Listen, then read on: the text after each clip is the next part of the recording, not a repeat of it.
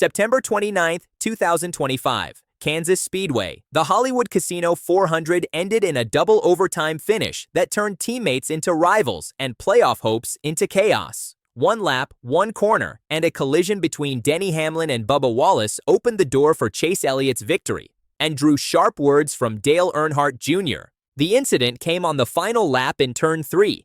Hamlin, driving the number 11 for Joe Gibbs Racing, entered high.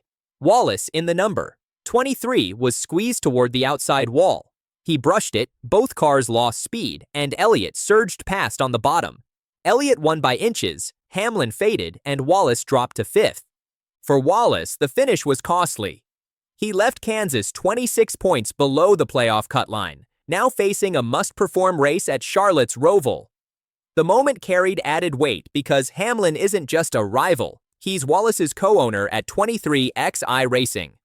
On the Dale Jr. download, Earnhardt Jr. questioned Hamlin's decision-making.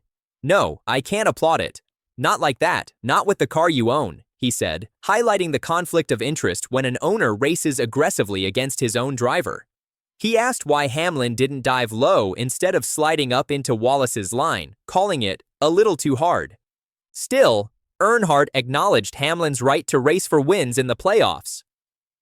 "That's his prerogative, his choice," he said, but added that Wallace had every reason to feel frustrated. Jr. praised Wallace's composure in post-race comments, noting he handled the situation professionally despite disappointment. Hamlin, speaking on his own Actions Detrimental podcast, defended his approach. "I'm racing for the win, and I definitely won't apologize." He stressed that as a driver, he can't lay over for anyone, even a co-owned car. Reviewing the replay, he admitted there were things he would have done differently, but stood by the intent.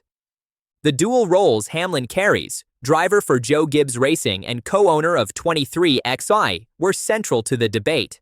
Analysts pointed out that his move hurt not only Wallace's finish, but also one of his own team's playoff chances. Critics said the line into turn 3 was too aggressive, while defenders framed it as natural playoff racing. Earnhardt Jr. summed it up simply: "Not with the car you own."